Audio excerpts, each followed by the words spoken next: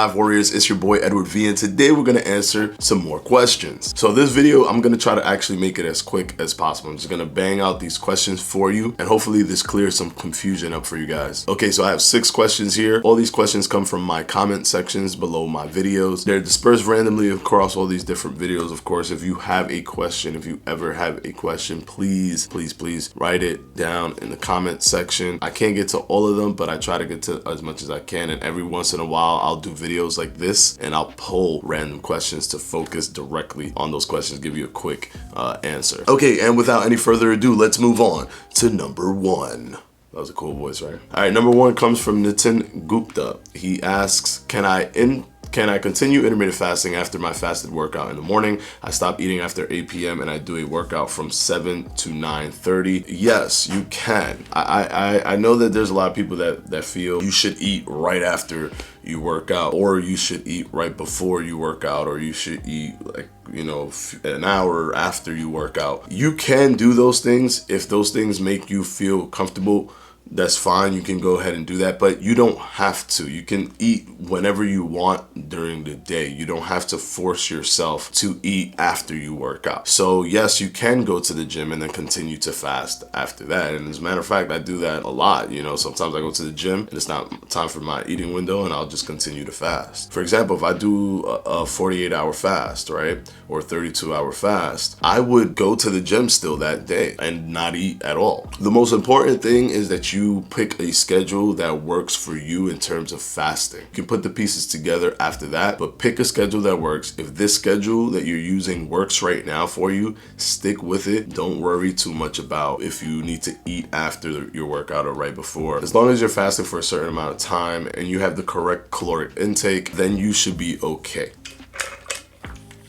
Needed some water. Okay, so this question comes from Albert Cologne. Edward, how do you feel about whey protein shakes in my 4-hour window? You can do that. Basically a meal replacement for food with high emphasis on protein. That's something that you can do. If you want to do that, you can. I don't take them. That's only because I really wouldn't want to kind of damage my whole, like, the meal that I'm actually gonna consume for my eating window with, you know, with a protein shake, like take calories away from my full meal with a protein shake. But if you want to drink a protein shake during your eating window, by all means, it works just as food. The macronutrients and the calories and everything, those things remain the same. All right, guys, moving on to the 3rd question. King Laray TV asks, what about sparkling water with zero everything, no carbs, no sugar, no problem? Yeah, basically you can drink sparkling water. Sparkling water is literally water.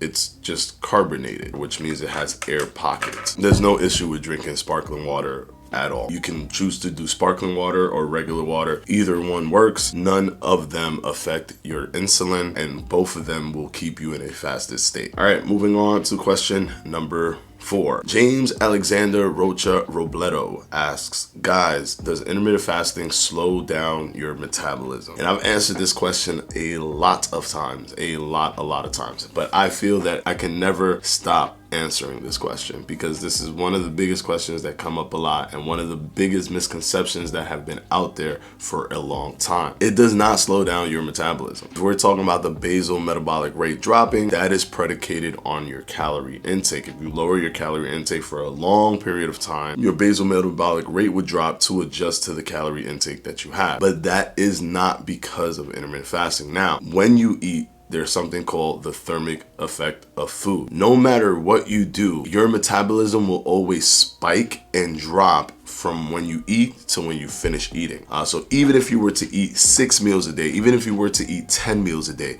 it would simply look like this. If you do intermittent fasting, it will look like this.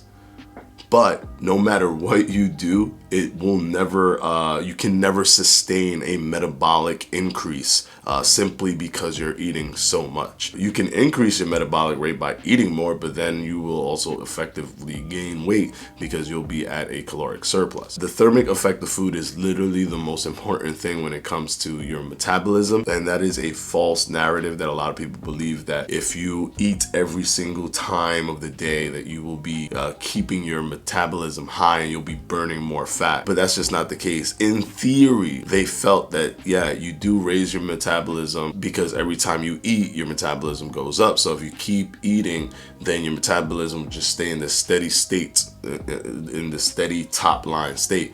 But the problem is it goes straight up and literally straight down. So if you eat every 3 hours, every time you eat, it'll go straight up and straight down. So it only affects breaking down the food that you're currently eating.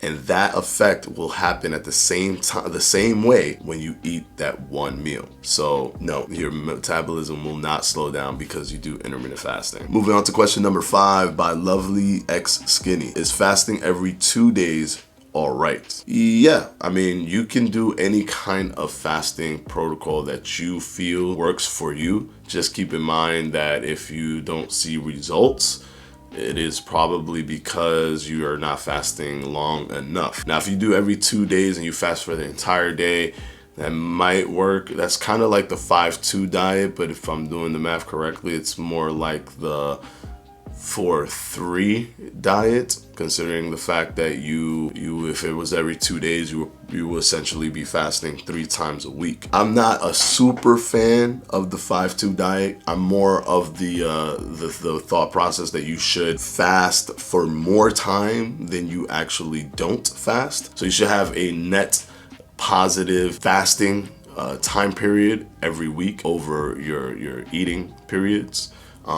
So I'm not a fan of the 5-2 or the 4-3. I would recommend to try to figure out a way of fasting every day as opposed to doing it. But will it help? I guess it's better than not fasting at all. Doing things that can keep your insulin at baseline and burning body fat for fuel and all that stuff, those things are good and they work and they help. And when you do any type of fasting, you tap into that to a certain extent.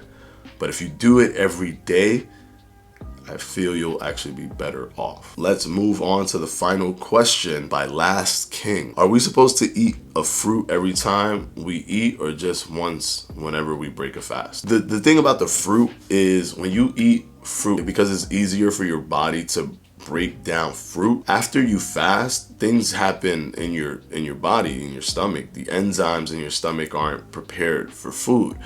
So usually if you have a fruit, just a quick fruit in the beginning, you can start to prepare your body to eat food. A lot of people like to break their fast starting with MCT oil because usually MCT oils don't raise your insulin. But that's not the point. The point is you want to raise your insulin. You're about to break your fast. That's what's going to happen. It doesn't matter if you take MCT oil first. You can take MCT oil first and then you'll eat food. And when you start eating the food, your insulin's gonna go up. The best thing to do is actually to have like the most watery kind of fruits are actually the best, things like watermelon. The enzymes in your stomach are weak after fasting. This is to kind of reduce any stomach pains, any like abnormal usage of the bathroom, because these things can happen. So if you prepare your body, get your insulin moving, then start eating, your body will be more prepared for that big meal or the main course. So the fruit is just to kind of wake your body up, wake the enzymes in your stomach to be prepared for the actual true break of your fast when you start eating. All right, guys, I told you I was gonna bang out these questions super fast. Thank you to everyone who has posted comments asking questions. And remember to always continue to post these comments because first of all, the community helps a lot. I've seen many questions answered by the community and I love that. And also I can make videos like this every once in a while and I randomly select questions from my comment section. So before I go, I want to thank my patrons from my Patreon and I'm going to put their names right up here.